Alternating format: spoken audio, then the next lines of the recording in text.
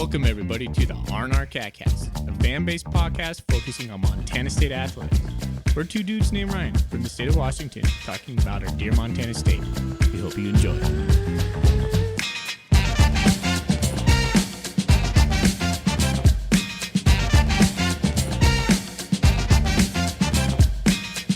Good evening, good afternoon, good morning, Bobcat fans, whenever you're listening to this. Brickball is back in swing, and it is that time of year when the Ryans take a break and get some much needed rest, so they hand me the mic. No Ryans tonight, but I think we did this about the same time last year. My good buddy Mack Anderson, former Griz forward, coming back on, and everybody's favorite Bozeman Hawk. Mac, welcome back. Thanks for having me. Good to be back. You did a good enough job last time. I decided, you get once a year. Once a year we allow you back on, but I want to say you are not a bet welcher. Congratulations on fulfilling your bet with me. We had a I thought for a while you were going to welch on me for it, but we had a bet for the Big Sky Championship last year. I don't know why I give you straight up odds because we were not favored and I wasn't feeling good at halftime, but you paid your bet at the brawl. It was good seeing you there. Thank you for the Kettle House beer, man.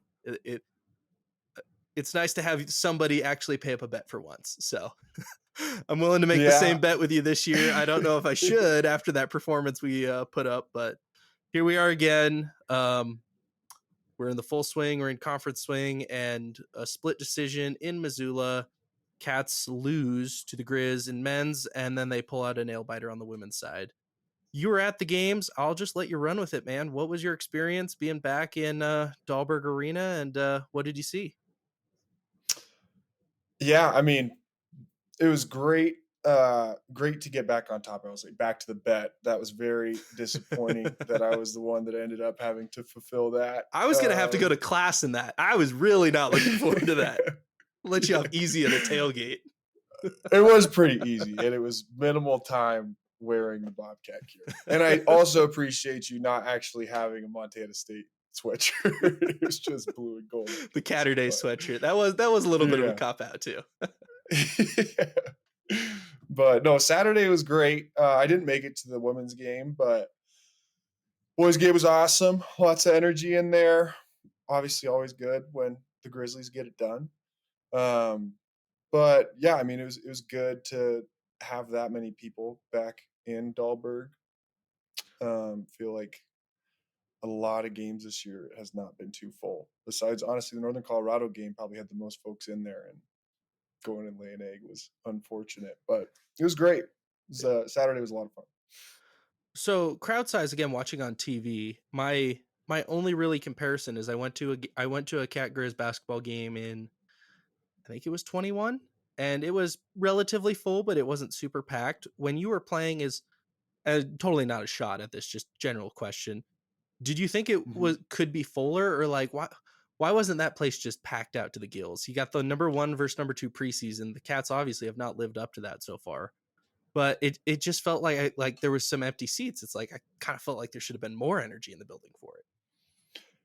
Yeah, and I agree to a certain extent, right? Like lately, crowds have definitely been down. I feel like my freshman year, honestly, before COVID, like big conference games, not just Montana State, but Weber, Eastern, like it would be full for those. And that's with the bleachers down. Now they don't have them for most of the games. It's the beer garden right there. But yeah, there could have been more people there, but it was, obviously noticeably more than the average attendance. Right. As it is. Yeah. And it was a lively crowd, I would say. They were getting into it. I had to mute the broadcast. I think I had our play-by-play guy Keaton on my phone calling the game because I was getting a little frustrated with the announcers, but it is what it is. Yeah. I think it was your guys'. I can't remember. I think it was your guys' broadcast crew, and I was like, "All right, I've had about enough of this." As things were not going our way, I was like, "I'm going to listen to the hometown on this." Yeah, that's funny.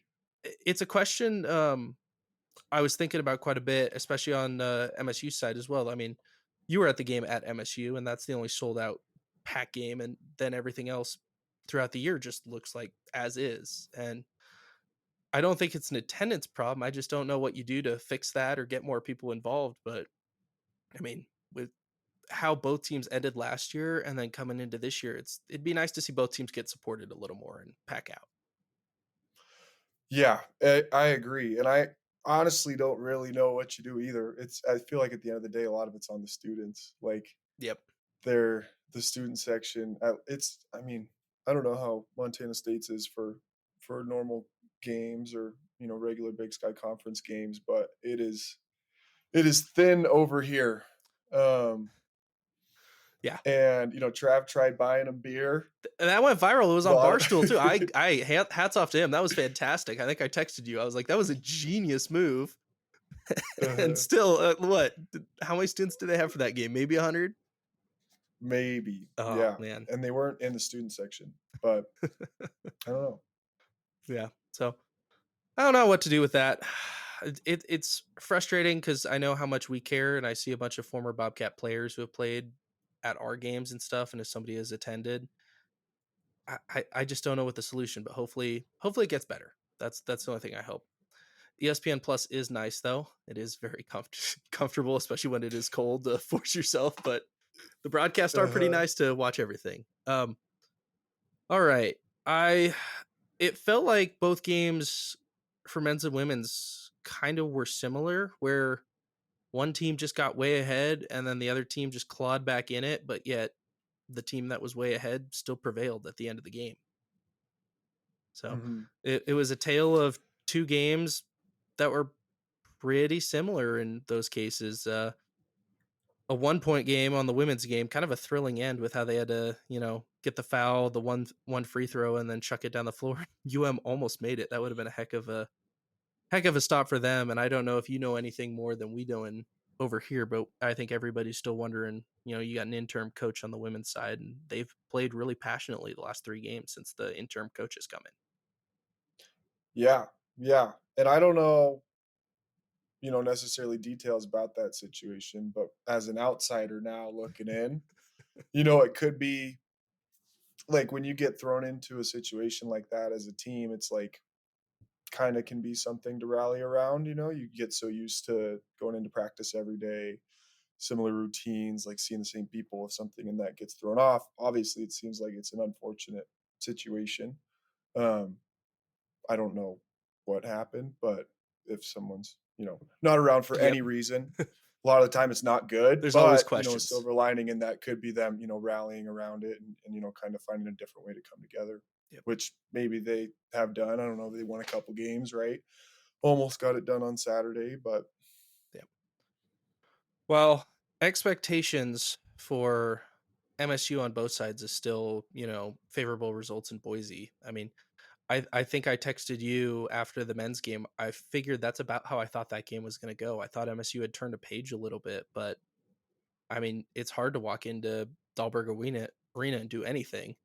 And it seems to be the Cats' Achilles. We haven't really done anything even in the sprinkle era in there, and it's a hard place to play. Kind of take me through, because there's a chance again Cats and Grizz are going to see each other one more time, but maybe a second more time in Boise. What is kind of the Grizz point of view of this basketball season, and where are you guys headed with? I mean, there's been some viral moments from your guys' off season with the Money Williams story and obviously the beer story that went viral. What's kind of the expectation in Grizzland right now going into Boise and midway through conference season? I mean, I said this last time we were on here too, but I feel like that expectation is to make a run at it and end up going to the tournament. They're sitting in second right now. I think so, right? yeah. Yeah. And the Northern Colorado loss, I mean, obviously looked bad, but like you see Montana State gets up 20 on them. Like anybody can beat anybody in the league. Yep. And I think that, you get them again down there, but I think they're feeling good right now. You got a big week with Portland State on Thursday. I think this is the best Portland State team that they've had in a while, where they have all that talent, but it's guys that actually play together is what I'm seeing. Something you're unfamiliar with from your time playing Portland State.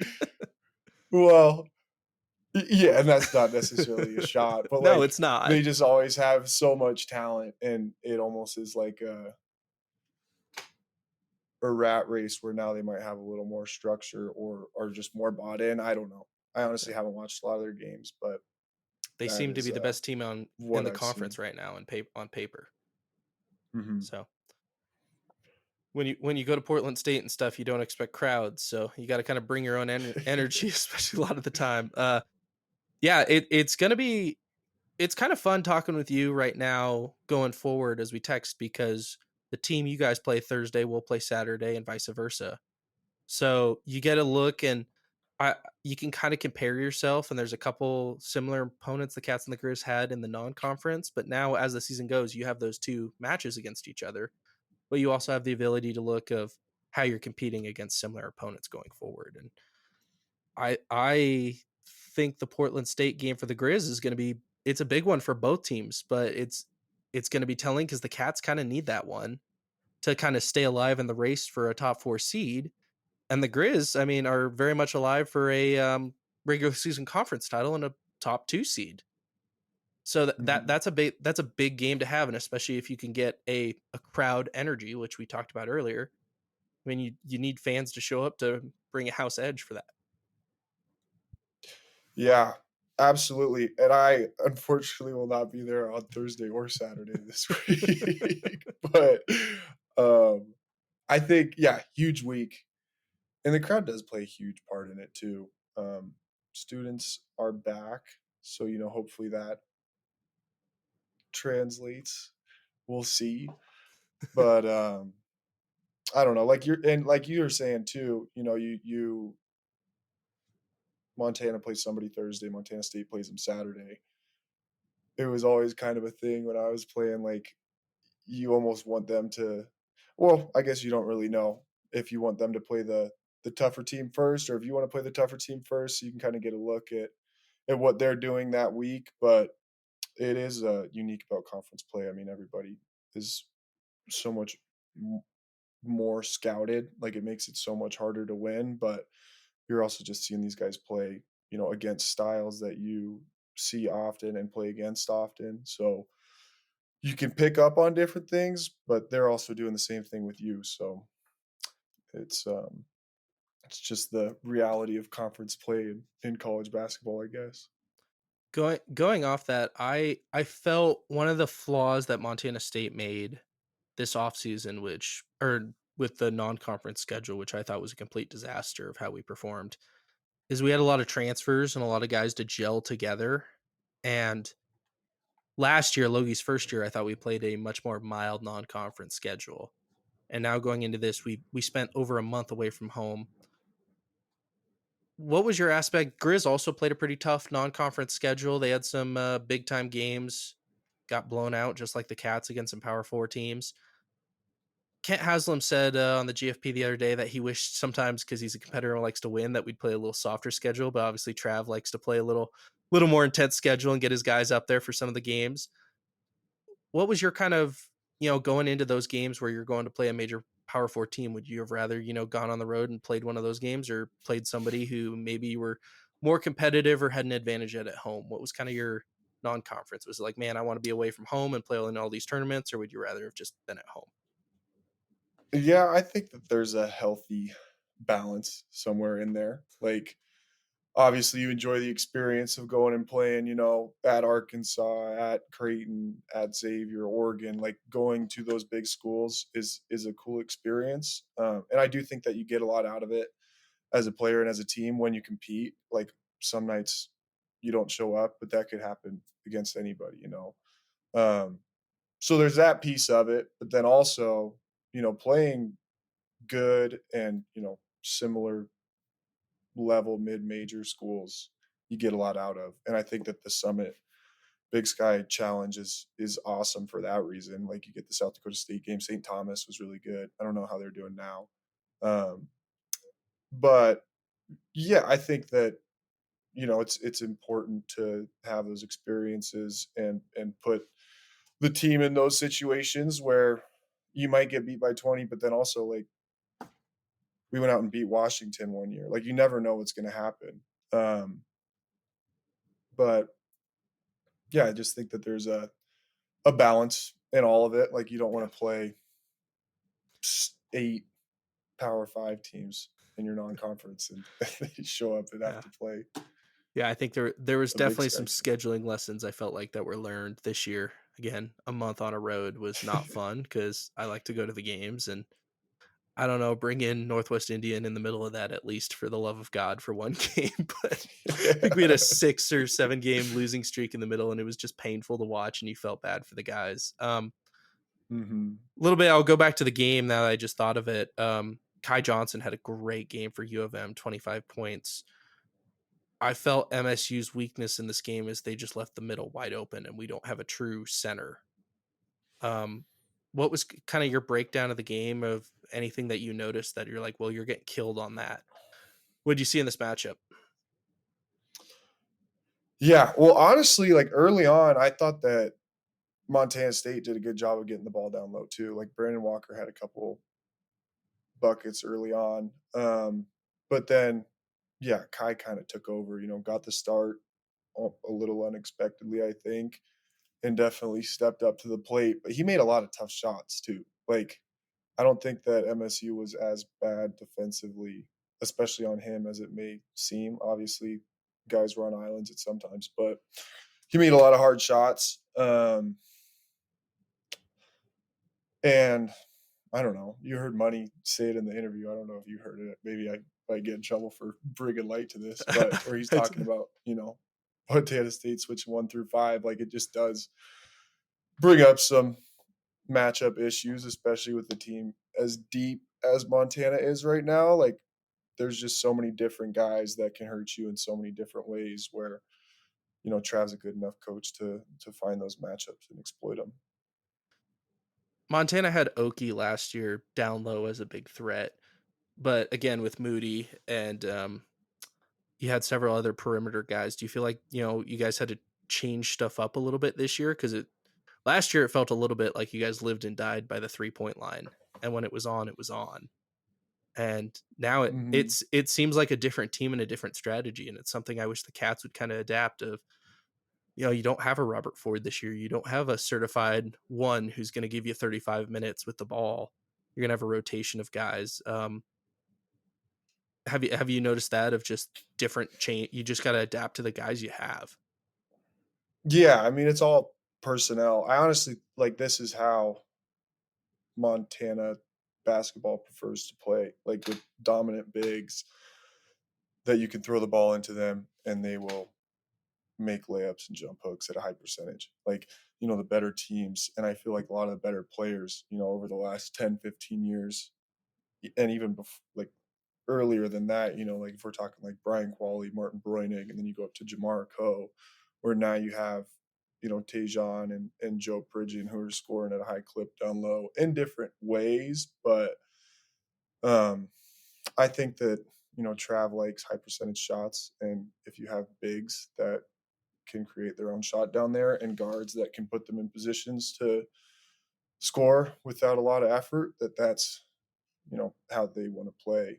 And it's great when you have guys like Kai that can shoot it like that from the outside too, and Malik, just having different options. And I think that goes back to the depth that has this year.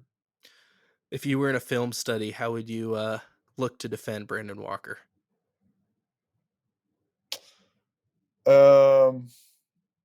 You got to make it hard for him to get a catch, and you got to dig. We weren't digging early on. I didn't think. Like, you were kind of just leaving them on an island, and that's when he was getting going earlier. I don't know what he finished with, but I feel like the first 4 or 5 possessions they were just dumping it into him.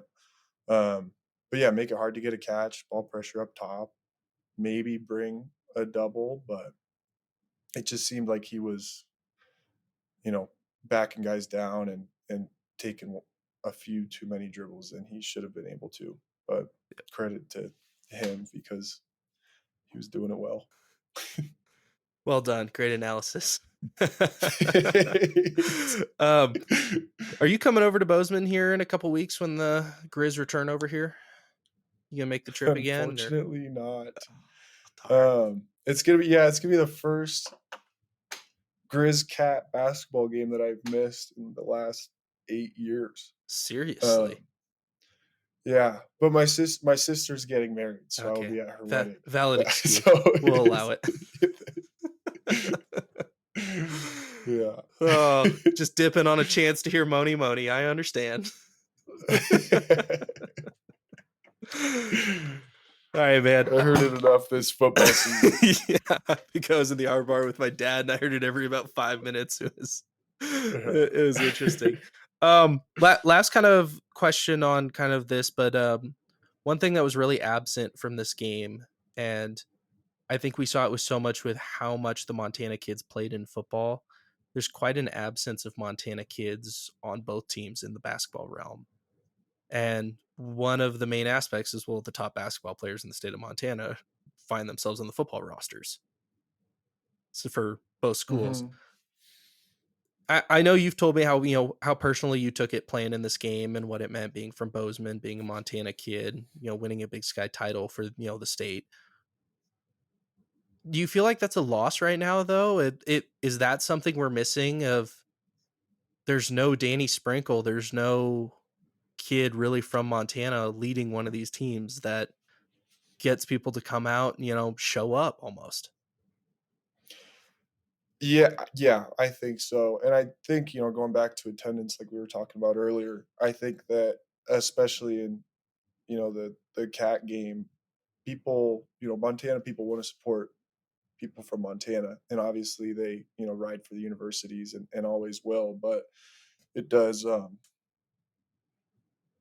don't know if, like, more passion, but I think that you get a lot more people in seats if you have some Montana kids on either side that are making an impact on the game. But it's also, I mean, it's hard. Like, there's not a ton of talent in No. Montana high school basketball. And like you said, if a kid's athletic enough to play at that level, a lot of times they're playing football too and end up going to one of the schools for football. So I think the biggest thing for both programs, like if there is a kid that's that talented, to not let them leave. Right. Like it really only happened with Trace and Raleigh, I guess. But you got Julius Mims over at Idaho right now that's playing pretty well. He's a Billings kid. I don't know, can't think of anybody else right now, but Yeah, yeah, with Carter when Ash they off the pop team, up, somebody, I don't yeah, think MSU has a single one. So it's yeah, a lacking that's too of crazy.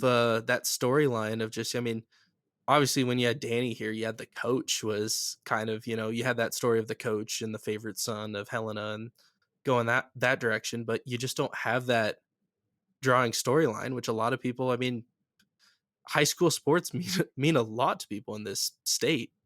And when you follow a kid for Mhm. 4 years who's making plays and then he signs with one of the teams, it means a lot. And like in your case, it seems like you enjoyed embracing the villain role too with Cat fans, especially in the rivalry game. It meant more to you, but you also enjoyed, being the kid from Bozeman who went to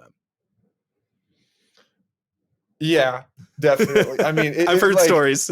I feel like it was just naturally happened, right? Like it wasn't necessarily, I wasn't like, I'm gonna go to Montana so that I could, talk shit to everybody at Montana State. Like that was not like my plan, but that's just kind of the reality of the situation, I guess. And, it's fun playing there because they do care so much. And, there's stuff said where it's if you make a play or, Somebody's gonna you say win the something. Yeah. game, like you Yeah. can put your hands up and get them fired up. Like it's part of the game, in my opinion. And I did enjoy it for sure. And I loved playing in Missoula in that game too, because like we've been saying, there's just so much passion and so much more energy for that game than others. Yep.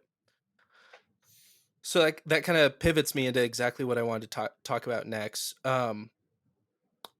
We've had several questions on it. I've liked to touch on it and try to integrate it into the shows now a little more, just because it's more of a topic. But you're hearing a lot of stuff about revenue sharing and NIL, and you really weren't.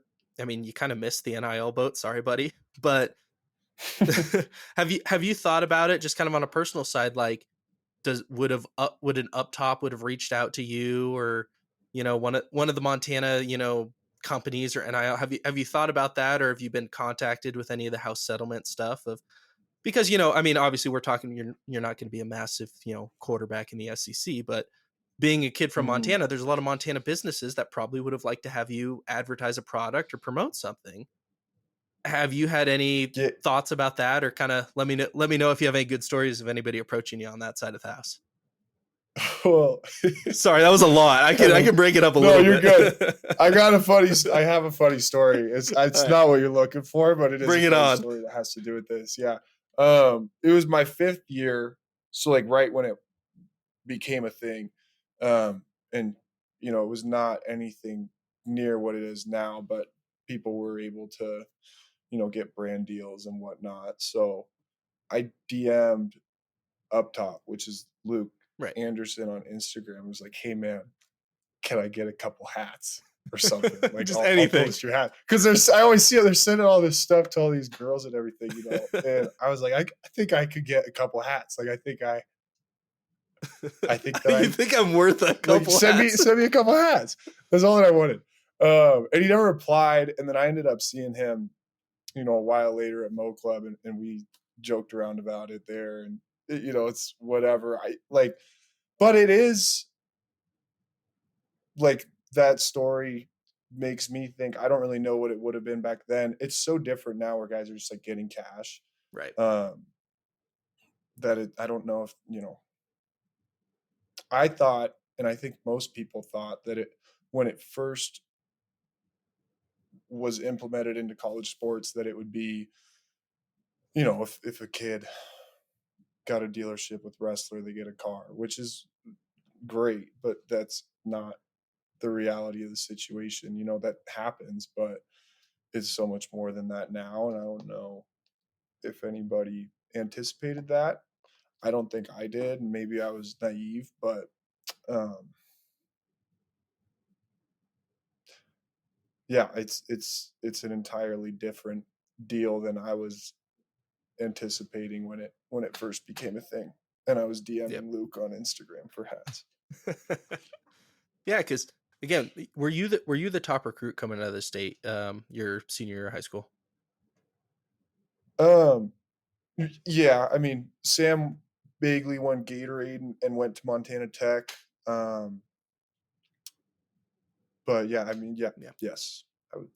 So like again, that goes into I know, you know, MSU has an NIL budget. I'm sure UM has the same thing for basketball, and it's just weird to think, you know, if you would have come out of high school now, basically what school is offering you cash? Just hey, here's your cold hard offer of what we're going to offer you, and that's a Mhm. crazy thing to think about. So do you like that you were not in that era and it was a lot more, you know, pure of like you told us last time, you know, I went to Montana because they were making the NCAA title, winning Big Sky championships, and I wanted to go play in March Madness, and that's why I went to Montana. Do you think that changes at all? You know, if Montana State at that time was like, hey, we got more money for you, or is it just, you know, hey, regardless of that, that's kind of where I would have been at?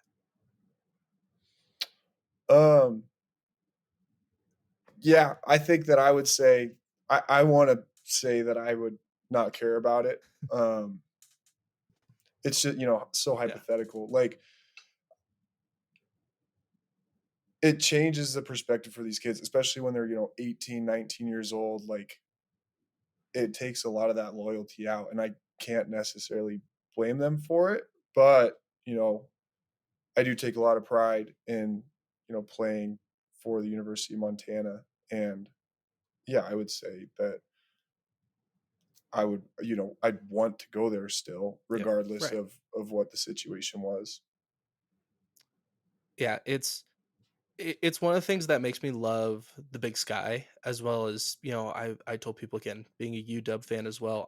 Since the dissolution of the Pac-12 and some other things, I thought, especially going into Montana State's championship run in football, you know, you had 40 plus kids from the state of Montana. The quarterback was from Montana. You had offensive linemen from Montana. You had playmakers all over the field from Montana. And you look at an Ohio State or an Oregon, where, you know, Ohio State had a couple Ohio kids, but they're national brands that have national recruiting. And sure, it means a lot to the fans, but when you think of players and stuff, of what that means to players, what to, you know, college sports used to be, you know, how many kids from your state were great and, propelled the college teams. And you'd get some out of state kids, of course, but it was a lot more of regionality. And I think the Big Sky still has that in Montana, especially with the two schools in football. And, obviously you can't do anything about basketball, but I like that regionality, and it's something that I'm comfortable with. And obviously sports are changing, but it's why I like talking to you so much too. Cause I mean, you played in the state and you played for a school, a major university in the state. And I know that how much that means to you. And it's a fun connection. And it's something I really like about college sports that I feel like we're losing. Yeah, I completely agree with that. I think that is a great take. Yeah. And it is because like we were saying earlier, Montana people want to cheer for Montana kids, and like I was watching the Arizona Iowa State game last night. Iowa State Great has game. that one kid that Great game. Yeah.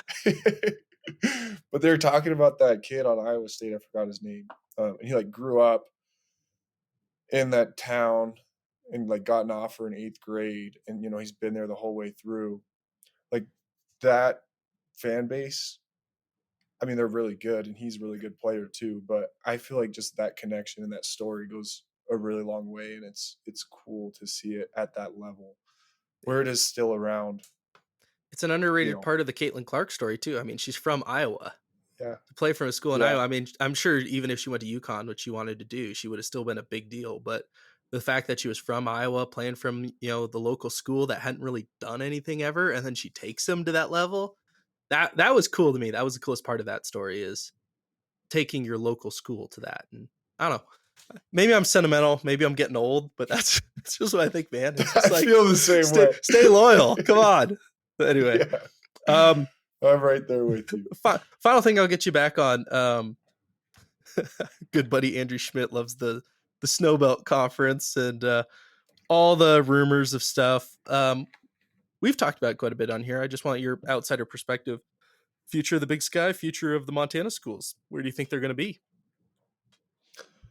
I have no idea where they're going to go. I can tell you what I would like. Let's hear it. Which is, personally and selfishly, I would hate to see either of the two schools jump up to the FBS. I think that having home playoff games is, I mean, those are probably the coolest. They're so much fun. Spectating events that I've been to as a fan. And I would hate to see that go away. I feel like it would not be nearly as fun to travel somewhere and watch the Griz play in a bowl game as it would be to, host North Dakota State in a night game under the lights, snowing. Like, you're getting rid of that, I guess. But so I personally wouldn't want them to jump up. I think that the snow belt's a cool idea. I see stuff about it all the time. I think it makes sense, like, especially for football, But at that point, it's weird too, though, because like nationally, you have all the best FCS teams in the same conference, I feel like. So I don't know how it would work. It'd be a really competitive basketball conference too, though. And I feel like, because they're recreating the Pac-12 now, is that right? Like something like that. Gonzaga's going into it, and Boise, all the Mountain West schools are jumping up. All the top Mountain West schools are going to the Pac-12. Yeah, like if there's a way, basketball-wise, where it almost turns into like the level of the Mountain West, and then keeping football in it without jumping up to the FBS, I think that'd be ideal in my opinion. But I don't know how you do that. I'm glad that I'm not the one making those decisions. So, well, it'd be nice. I mean, have to sit back and see. Dang, Gonzaga, for all their playing in that league of the WCC with all the patsies for so long, there was a stat that them and like Washington State hadn't played for like 10 years, and they hadn't played Oregon State since like the early 90s before this year. And it'd just be nice to have more regionality of, I don't know, getting, I don't know how you do it, but getting a Gonzaga, getting a WSU to come to your building, getting a Wyoming to come to your building. I mean, that would be awesome for basketball. I mean, obviously it's not logistical for football. You're probably going to never have those teams come unless you join a conference or go up. But it would be awesome in some way if we could just get some basketball teams. Both schools have great arenas and have big time arena. It's not like you're going to Sac State to play a game. You're going to Yeah. Yeah. you're going to a big time arena, and we can sell them out for those games. So I don't know how you have that in. I'm just wishful thinking, but going back to attendance, it would be awesome if we could get some of those games into our buildings. Yeah, which is interesting too, because the girls do it. Like, Yeah, we had on the BYU here women's last year. side, yeah, and like Kentucky came and played in Missoula. Gonzaga comes here. Like, it's, I don't know how any of that works, but I mean, I got excited when they were coming to town, and I go watch the Lady Griz. But yeah, I think you're right. It would be great to make it happen. It's hard enough though, especially when there's some success at this level, to get teams that are a tier above you to play in non-conference, because it's a risk to them to some extent. Having them come play you at home would be even more of a risk. More of a risk, but wishful thinking. We can always think more. Yeah. All right, man. I got no more questions for you. That's kind of how I wanted to drive the conversation at. You got anything else you want to touch on? I mean, we could talk about Big Sky tournament site for basketball. Okay. Is that, yeah? All right. Or I guess football's changing this year, right? To Nashville, yes. Okay. For the FCS, it's no longer in Frisco. It'll be in Nashville, which personally I think is a great decision. Yeah, it's sweet. I think that those are both. Yeah. Look, Frisco is okay. This is gonna sound. Going to Frisco twice. The venue is too small for that event, especially when you have like Montana and South Dakota State, or Montana State and NDSU. It's fine when Townsend is in there or something like that, but I don't like when people get price gouged, and especially with MSU not having been for a very long time, and then I think, what was that, 11 years since their last champion or time? That was their first time to Frisco. I don't pay $400 for a ticket. You're already paying for airfare. You're always paying, and I think this new. First off, I've never been to Nashville, so I'm stoked if we make it in the next 2 years. I'm really hoping, fingers crossed, we make it in the next 2 years. Also, it would have been tiring. Like total first world FCS problems to be complaining about right now. But I would have been like, I kind of want another venue. And that's why bowl games, I guess there's an argument there. But rotating it, I think Nashville for a couple years. If it was in Nashville for the next 5 years, I think that would be a perfect time. And then moving it to somewhere else would be great. I've heard Vegas would also be sweet if they played it in that Sam Boyd Stadium. That would be a healthy spot. I think 25 to 30,000 is an appropriate level. I don't think you need to be playing it in a 19,000 seat stadium. As well as, I'm glad it's leaving a soccer stadium, because playing football in a soccer stadium is dumb. Just on a grass thing. That grass is different. Soccer grass is completely different than football grass. There's a whole bunch of science in there, slipping, ACLs, all kinds of stuff. It's not meant for football. So Vanderbilt Stadium's gonna be brand new. It's right in the middle of downtown. If the Grizz make it, have fun. Honestly, like party on to you guys. But if I'm hoping we make it in the next couple of years, because I think it'll be a lot of fun. And it's a great spot. Yeah. I might go if Montana State makes it, honestly. Just wear a yellow shirt. Either it's a good excuse to go. Get some business down there. A white t-shirt. I'm sure either team, if they make it, will be playing the freaking Bison. Yeah. Honestly, like I've seen this chat on Bobcat Nation, and it's no disrespect to the rivalry with Montana, but I am so done with the Bison right now. Like it's getting a little bit streaky of, we can't beat them. I know you guys have beat them twice in Missoula in recent memory. We cannot beat them, and it's frustrating. I can't tell you how many seasons over the last 10 years we've had ruined by those guys, or just run up against them. And the last 2 seasons, I mean, it had been blowouts forever, but now the last 2 seasons, it's in heartbreaking fashion, and it's just like, dang. So I'm not saying I'm pausing the rivalry with Montana. I'm still, obviously, it's the brawl. I still hate you guys. Still get into it, but I'm so frustrated of how things have been in football that I'm more upset of losing. I think I'd be more upset losing to the Bison than the Grizz. And I cannot believe I'm saying that, but until we beat those guys and get over that hump, I'm done with the Bison. So, there's my frustrating rant on that. But yeah, it's fair. I'll beat those guys in any sport, and I don't know if it's my level. Obviously, I hate the Grizz. There's a Bobcat, Yeah. but that it's getting to that level to me of annoyance and just pure. You beat us in 2 national championships and ruined season after season. I mean, the Grizz haven't done that to us. At least we've beaten the Grizz, but the Grizz have also beaten us. So I don't know. Right. Yeah. I mean, I get it. I would get fired up when we played South Dakota State or North Dakota State in basketball, and I wasn't playing the football games, but it's a rivalry. Oh, I don't know. Yeah. Do you think sorry, you brought it up a little bit. It kind of hijacked it. What do you think about Boise? I think this is 2018 was the first year of Boise, somewhere right in that time frame. Yeah, my freshman year was the first year it was there.